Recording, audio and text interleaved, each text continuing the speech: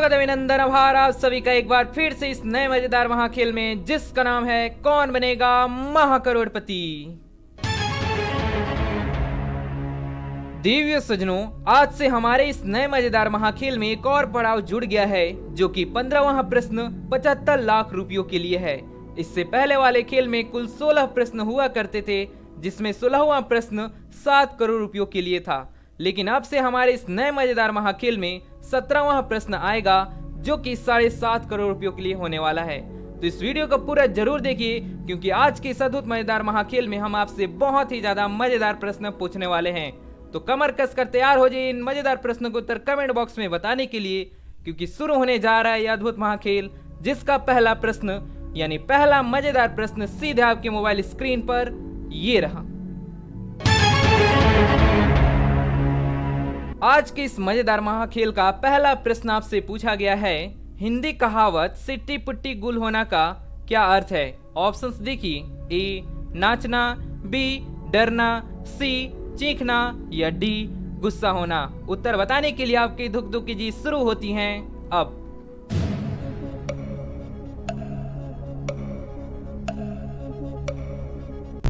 दिव्य सज्जनों, इस प्रश्न का सही उत्तर बताने से पहले यदि आपको इनमें से किसी भी प्रश्न का सही उत्तर पता हो तो कमेंट बॉक्स में जरूर बताइए। इससे हम देखेंगे कितने लोगों ने कितने प्रश्नों के सही उत्तर बताए हैं। इस प्रश्न का जो सही उत्तर है, सिट्टी बिट्टी गुल होना का सही अर्थ ऑप्शन बी डरना। इस खेल का दूसरा प्रश्न आ रहा है 2000 रुपयों के लिए, आपके सामने ये रहा। बताइए इनमें से किस नाम का अर्थ बिजली है। ऑप्शंस हैं, ए सौम्या, बी दामिनी, सी श्रेया, डी महिमा। आपका समय शुरू होता है अब।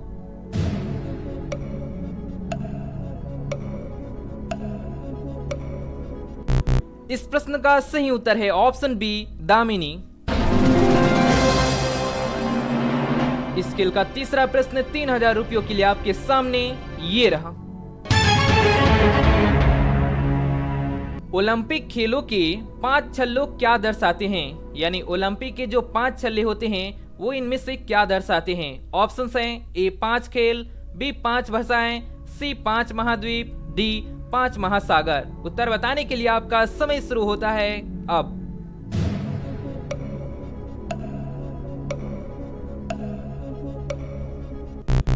आप लोगों ने ओलंपिक के 5 छल्ले देखे होंगे, तो अब आप बताइए कि ओलंपिक के जो 5 छल्ले हैं वो क्या दर्शाते हैं। इस प्रश्न का जो सही उत्तर है ऑप्शन सी 5 महाद्वीप। ओलंपिक के जो 5 छल्ले होते हैं वो राज चिन्ह जो आप देख सकते हैं 5 छल्ले हैं, जो कि 5 प्रमुख महाद्वीप एशिया, अमेरिका, ऑस्ट्रेलिया या ओशिनिया, यूरोप और अफ्रीका को दर्शाते हैं, जो कि इस प्रश्न का सही उत्तर है। अगला प्रश्न आ रहा है चौथा प्रश्न। चलिए देखते हैं क्या आप लोग इसे सही कर पाते हैं। जो कम बोलता है इनमें से उसे क्या कहते हैं। ऑप्शंस देखिए, ए मितभाषी, बी मितमाई, सी मितवाई या डी मितासी। उत्तर बताने के लिए आपका समय शुरू होता है अब।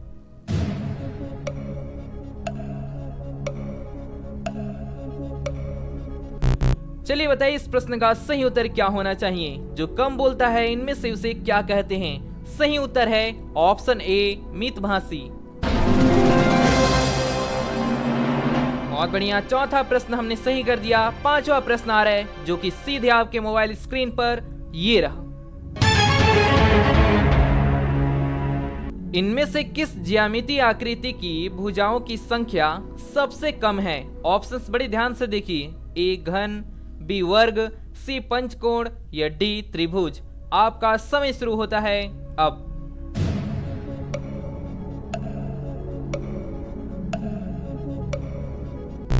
पांचवा मजेदार प्रश्न आपसे पूछा गया है, किस ज्यामितीय आकृति की भुजाओं की संख्या सबसे कम है। तो इस प्रश्न का जो सही उत्तर है चलिए देखते हैं। ऑप्शन ए में है घन, यानी इसमें 4 संख्या होती है। ऑप्शन बी में है वर्ग, इसमें भी 4 भुजाएं होती हैं। ऑप्शन सी पंचकोण, नाम से ही पता चल रहा है कि इसमें 5 भुजाएं हैं। और बचता है ऑप्शन डी त्रिभुज, यानी 3 भुजाओं वाला। सही उत्तर है ऑप्शन डी त्रिभुज।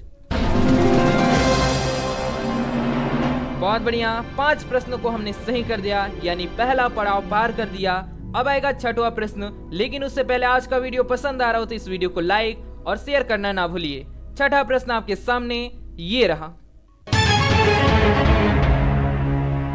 इनमें से किस खेल में एक खिलाड़ी को विरोधी को आउट करने के लिए उसके पाले में जाने की आवश्यकता होती है? ऑप्शंस देखिए, ए कबड्डी, बी खो खो, सी बॉक्सिंग, डी जूडो। आपका समय शुरू होता है अब।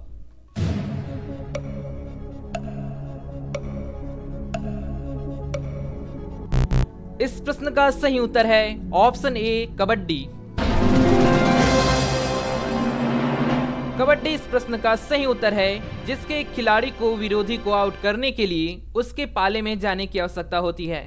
अगला प्रश्न आ रहा है, 7वां प्रश्न आपके सामने ये रहा।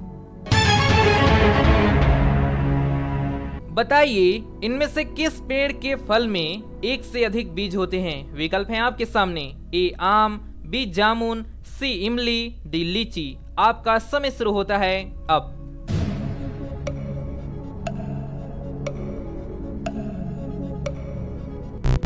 इस प्रश्न का जो सही उत्तर है, इनमें से किस पेड़ के फल में एक से अधिक बीज होते हैं? ऑप्शन सी इमली। बहुत बढ़िया। अब आएगा 8वां प्रश्न 80,000 रुपयों के लिए, जो कि सीधे आपके मोबाइल स्क्रीन पर ये रहा। महाभारत के अनुसार इनमें से किस पात्र का विवाह स्वयंवर के माध्यम से हुआ था? ऑप्शंस देखिए, ए माता माद्री, बी माता कुंती, सी माता गांधारी या डी माता सत्यवती। आपका समय शुरू होता है अब।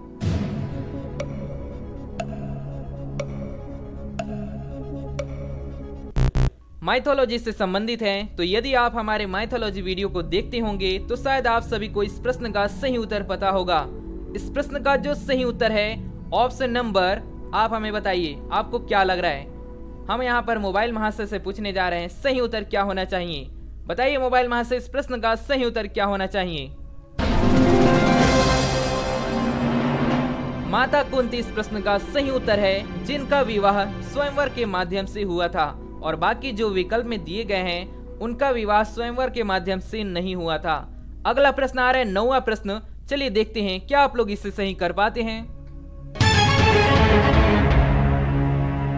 बताइए नेवलों की पूजा इनमें से किस दिन की जाती है? ऑप्शंस हैं, ए गुरु पूर्णिमा, बी नेवलाष्टमी, सी योगिनी एकादशी, डी निडिरी नवमी। आपका समय शुरू होता है अब।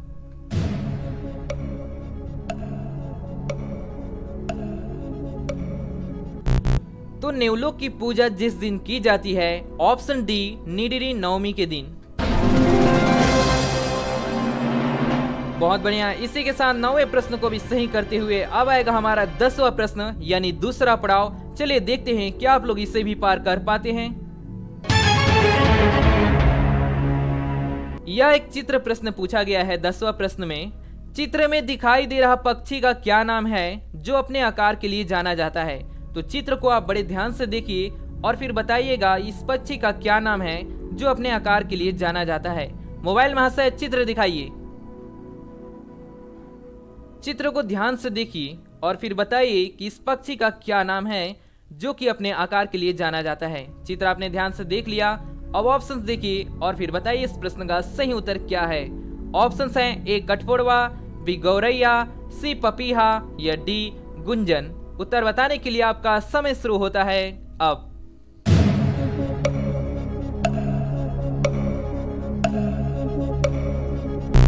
बताइए इस प्रश्न का सही उत्तर क्या होना चाहिए। यदि आप इस प्रश्न का सही उत्तर कर देते हैं तो 10वें प्रश्न यानी दूसरे पड़ाव को पार कर देते हैं। इस प्रश्न का जो सही उत्तर है ऑप्शन डी गुंजन। गुंजन इस प्रश्न का सही उत्तर है, जिसे इंग्लिश में हमिंग बर्ड भी कहते हैं, जो कि दुनिया में सबसे छोटे पक्षी के नाम से जाना जाता है। तो इसी के साथ हमने यहाँ पर कुल 10 प्रश्न को सही करते हुए दूसरे पड़ाव को भी पार कर दिए। आपने क्या दूसरे पड़ाव को पार किया, कमेंट बॉक्स में जरूर बताइए। साथ ही अभी तक आपने इस वीडियो को लाइक नहीं किया है तो लाइक कर दीजिए और इस वीडियो को शेयर कर दीजिए। अगला प्रश्न आ रहा है यानी 11वां प्रश्न आपके सामने ये रहा। 11वां प्रश्न 6,40,000 रुपयों के लिए है। लद्दाख क्षेत्र में साल भर लोग गर्म कपड़े पहनते हैं, जिसे क्या कहते हैं? ऑप्शंस हैं ए मिल्पा, बी लधंग, सी गोंचा या डी ऊनी वस्त्र। आपका समय शुरू होता है अब।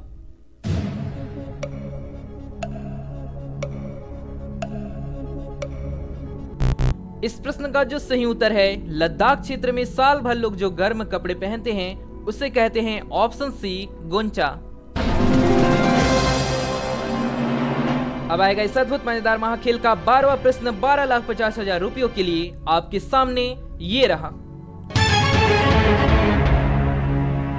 भारत के एक ऐसे राज्य के नाम बताइए जिसकी सीमा भारत के सबसे अधिक राज्यों से मिलती है। ऑप्शन है आपके सामने, ए उत्तर प्रदेश, बी केरल, सी गुजरात, डी पंजाब। उत्तर बताने के लिए आपका समय शुरू होता है अब।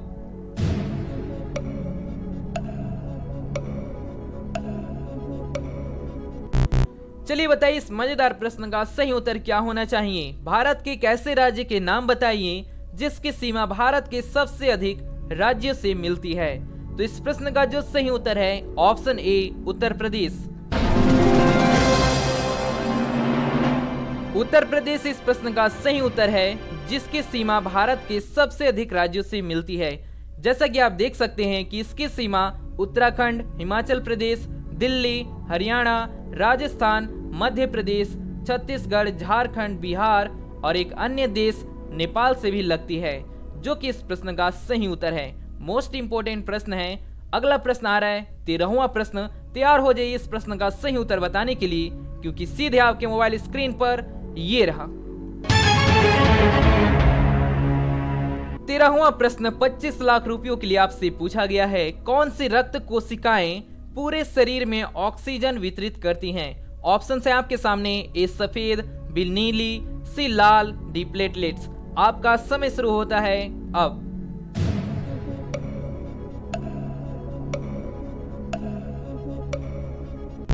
$25 लाख रुपए का प्रश्न है। पूछा गया है कौन सी रक्त कोशिकाएं पूरे शरीर में ऑक्सीजन वितरित करती हैं?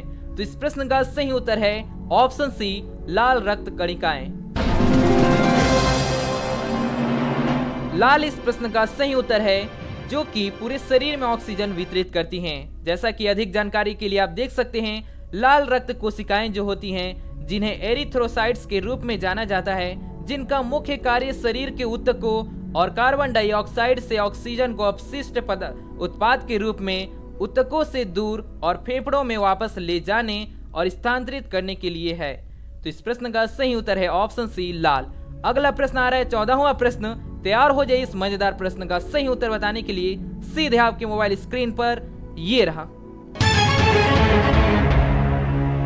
14वां प्रश्न 50 लाख रुपयों के लिए पूछा गया है। हाल ही में भारत का सबसे नया राज्य कौन सा बना है? विकल्प बड़े ध्यान से देखिए, ए छत्तीसगढ़, बी तेलंगाना, सी झारखंड या डी नागालैंड। उत्तर बताने के लिए आपका समय शुरू होता है अब।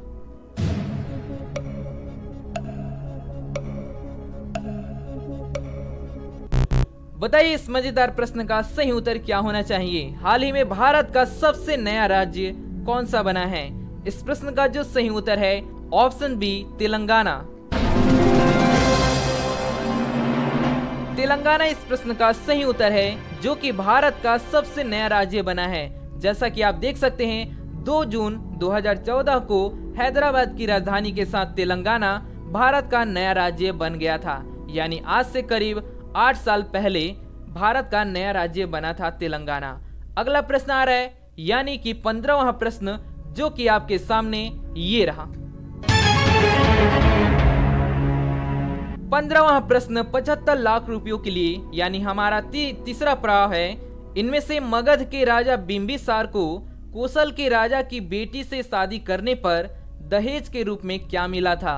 ऑप्शंस हैं ए अंगदेश, बी वैशाली, सी काशी, डी पाटलिपुत्र। आपका समय शुरू होता है अब।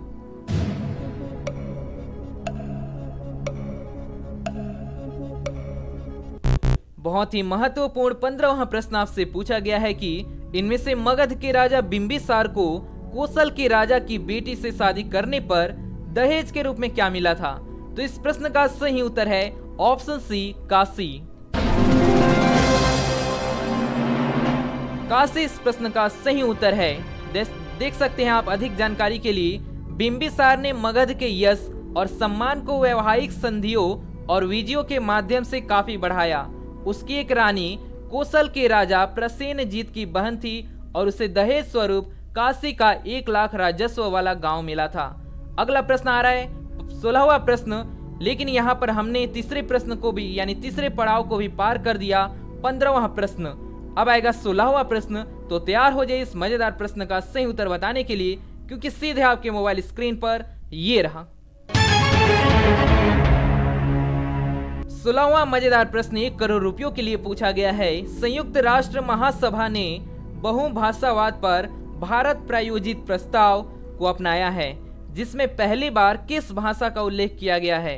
ऑप्शन है आपके सामने, ए संस्कृत, बी बंगाली, सी उर्दू, डी हिंदी। आपका समय शुरू होता है अब।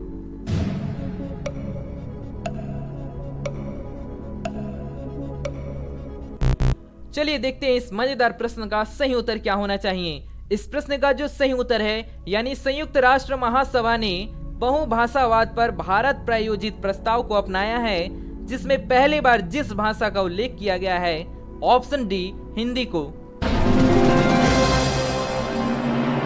बहुत बढ़िया, हिंदी इस प्रश्न का सही उत्तर है, जो कि संयुक्त राष्ट्र महासभा ने बहुभाषावाद पर भारत प्रायोजित प्रस्ताव को अपनाया है। इसी के साथ 16वें प्रश्न को भी हमने सही कर दिया।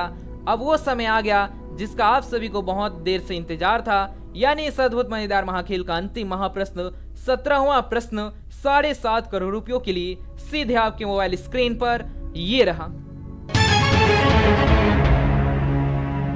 आज के इस अद्भुत मजेदार महाखेल का अंतिम महाप्रश्न 17वां प्रश्न यानी 7.5 करोड़ रुपयों के लिए आपसे पूछा गया है, वह शासक कौन था जिसने राज सिंहासन पर बैठने के लिए अपने बड़े भाई सुसीम की हत्या की थी? ऑप्शन है आपके सामने, ए अजातशत्रु, बी कनिष्क, सी अशोक या डी सिमुक। उत्तर बताने के लिए आपकी धुक धुक की चीज शुरू होती हैं अब।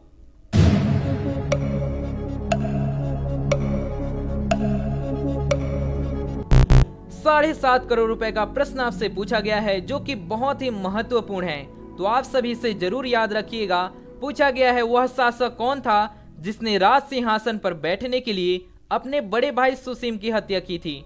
तो इस प्रश्न का सही उत्तर बताने के लिए मोबाइल महाशय यहाँ पर आ रहे हैं, वो बताएंगे इस प्रश्न का सही उत्तर क्या होना चाहिए। मोबाइल महाशय सही उत्तर बताइए, लेकिन उससे पहले अभी तक आपने इस वीडियो को लाइक नहीं किया है तो एक लाइक जरूर कीजिए, साथ ही शेयर भी कर दीजिए और ऐसे ही मजेदार केबीसी वीडियो देखने के लिए इस चैनल को सब्सक्राइब करके बेल नोटिफिकेशन ऑन कर दीजिए। इस प्रश्न का सही उत्तर बताइए मोबाइल महाशय क्या होना चाहिए।